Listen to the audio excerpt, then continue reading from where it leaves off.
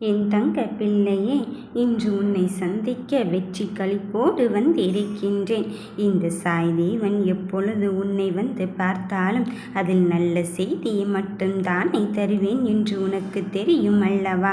அப்படிப்பட்ட என் பிள்ளையே, என்னை தீர்க்கமாக நம்பிக்கை கொள்ளும் பொழுது உன்னை கைவிட்டு விடுவேனா என விட்டு விட மாட்டேன். இதோ கரம் பற்றி விட்டேன். நானோ உன்னை எப்படியெல்லாம் அங்கு சந்தோஷப்படுத்த வேண்டும் என்று இங்கு தீர்மானித்து விட்டேன். இனி யார் என்ன கெடுதல் நினைத்தாலும் சரி, யார் உன்னை தடுத்தாலும் சரி, உன் வாழ்க்கையை சரி பண்ண இப்பொழுது உறுதிமொழி ஏற்றதோடு மட்டும் அல்லாமல் உன் வாழ்க்கையை தீர்க்கமான முடிவில் நீ தைரியமாக போராட வேண்டிய வழியை நான் காண்பித்து விட்டேன். இனி வெற்றி யோகம்தான் உன்னை தேடி வரப்போகிறது. உன்னை அவமானப்படுத்தியவர்களை நினைத்து நினைத்து தானே நீ வருத்தப்பட்டு கொண்டு இருந்தாய் என் தங்கமே. அவர்கள் அவமானப்படுத்திவிட்டு நிம்மதியாக வாழ்ந்து விடலாம் என்று நினைத்து கொண்டு இருக்கிறார்கள். ஆனால் அதற்கு நான் ஒரு பொழுதேனும் இடம் கொடுக்க போவதே இல்லை. ஏனென்றால் என் பிள்ளைகள் எந்த தவறுமே செய்யவில்லை. நீ எந்த குற்றம் குறைக்கும் ஆளாகாமல் அங்கு தண்டனையை மட்டும் அனுபவித்து கொண்டு இருக்கின்றேனே என்று மனமருந்தி கொண்டே இருக்கின்றாய். தொடர் துன்பத்தினாலும் துயரத்தினாலும் என் வாழ்க்கை அங்கு தலைகீழாக மாறிவிட்டதே என்று மனமருந்தி கொள்ளாதே. உன் வருத்தங்களும் காயங்களும் கஷ்டங்களும் இங்கு காணாமல் தான் போக போகிறது. இந்த நிலைமையை விட்டு விட்டு நான் உனக்கான வாழ்க்கையை எப்படியே விட்டு விடுவேனோ என்று மட்டும் நினைத்து விடாதே. அத்தனை விஷயத்தையும் தாண்டி என் பிள்ளையை ஜெயிக்க வைப்பதற்கான போராட்ட களத்தில் நான் இறங்கிவிட்டேன். உனக்கு என்ன கஷ்டத்தை கொடுக்க வேண்டும் என்று அவர்கள் நினைத்து கொண்டு இருந்தார்கள். உனக்கு நல்லதே நடக்கக்கூடாது, உனக்கு சுப காரியமே நடக்கக்கூடாது என்றுதானே அங்கு ஒவ்வொரு விஷயத்தையும் திட்டமிட்டு உன் வெற்றியை தடுப்பதற்காக ஒவ்வொரு வேலைகளிலும் இறங்கிக் கொண்டிருந்தார்கள். இனி அந்த திட்டத்தை முறியடித்து உனக்கு யாருமே இல்லை, நீ தனிமையில் தான் போராடி கொண்டிருக்கின்றாய். உனக்கான விஷயத்தில் உன்னை என்ன செய்தாலும் இங்கு என்னவென்று கேட்பதற்கு கூட ஆள் இல்லை என்று நினைத்துவிட்டுத்தான் அங்கு பல பேர் ஆடிக்கொண்டிருக்கின்றார்கள். ஆடுவோர் ஆட்டமெல்லாம் அடங்கு போகும் தருணத்தை இந்த சாயப்பன் நான் குறித்து விட்டேன். இனி என் ஆட்டம் களை கட்டப் போவதை அவர்கள் உணர்ந்து கொள்ளும் நேரம் வந்துவிட்டது. உன்னருகில் யாருமே இல்லை என்று தானே நினைத்து கொண்டு இருந்தார்கள் என் பிள்ளையே. இந்த அப்பனானவன் நான் இருந்து கொண்டு இருக்கின்றேன் என்பதை சொல்வதற்காக வந்து விட்டேன். நடப்பதையும் நடக்கப் போவதையும் தாண்டி இனி உன் வாழ்க்கைக்கான ஒன்றை உனக்கென்று நிரந்தரமாக்க வந்து இருக்கும் பொழுது எனக்காக யாரும் இல்லையே என்ற வார்த்தையை மட்டும் இனிமேல் நீ பயன்படுத்தி விடாது. யார் இருந்தாலும் இல்லாவிட்டாலும், யார் உன்னை புரிந்து கொண்டாலும் புரிந்து கொள்ளாவிட்டாலும், சில தனிமையின் விருப்பங்களையும் வெறுப்பங்களையும் நான் சந்தித்துதான் ஆக வேண்டும். அதில் மாற்று கருத்தே கிடையாது.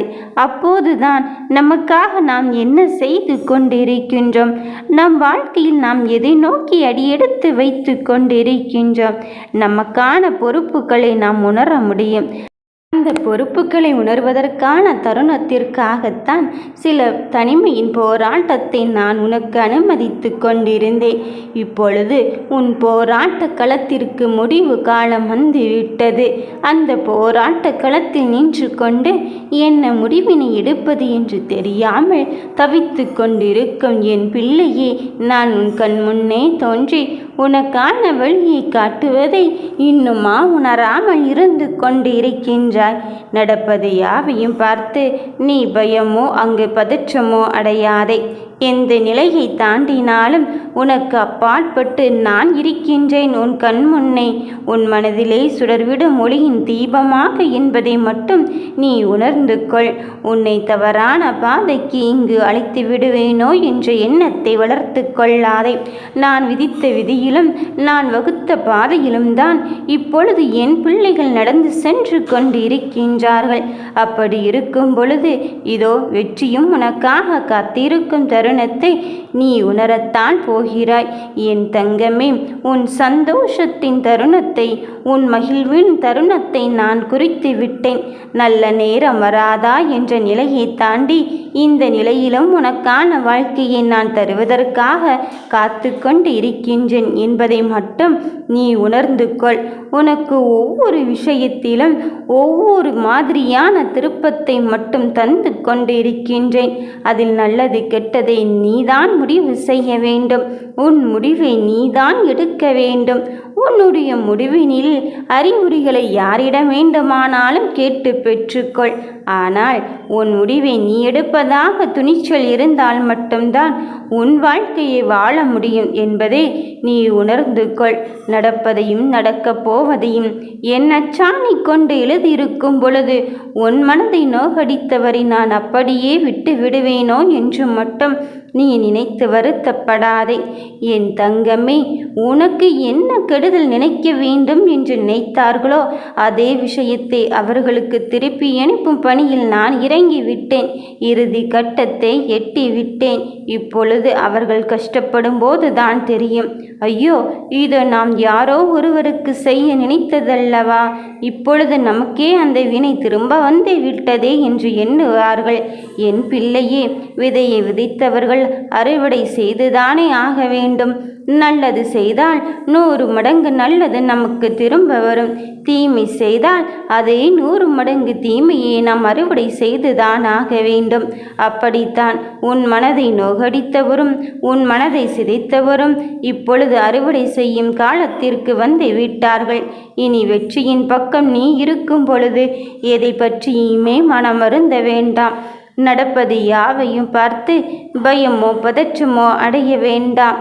எல்லா விஷயத்திலும் எனக்கு என்னென்னமோ செய்து கொண்டிருக்கின்றது, எல்லா விஷயத்திலும் எனக்கான வாழ்க்கை இப்படியே நடந்து கொண்டிருக்கின்றது என்று எண்ணிக்கொள்ளாதே.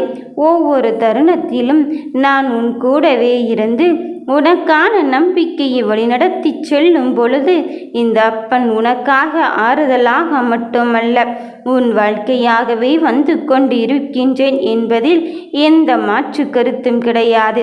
நினைத்ததையும் நினைக்க வைப்பதையும் நானாக இருக்கும் பொழுது நீ எதை நினைத்து மனம் வருத்தமடைகிறாய்? நமக்கென்று யாருமே இல்லையோ என்று யோசிக்காதே. உன் சந்தோஷத்தின் தருணத்தை நிலையாக வைத்துக் கொள்வதற்குத்தானே இந்த சாய்தேவன் வந்து கொண்டு இருக்கின்றேன். எத்தனை சோகங்கள் உன்னை ஆட்கொண்ட போதிலும் என் மீது என் பிள்ளைகள் மாறா நம்பிக்கையும் பக்தியும் அன்பையும் அளவற்ற ஸ்பரிசத்தையும் வைத்திருக்கும் பொழுது இனி நான் உன்னை கைவிடும் எண்ணம் சிறிதளவேனும் கிடையாது. என் பிள்ளையே, என்னை தொட்டு விட்டாய். இனி உன் வாழ்க்கையின் மாற்றத்தை நீ உணரத்தான் போகிறாய். நம்பிக்கையோடு இரு. நல்லதே நினைப்போம், நல்லதே நடக்கும். ஓம் ஸ்ரீ சாய்ராம்.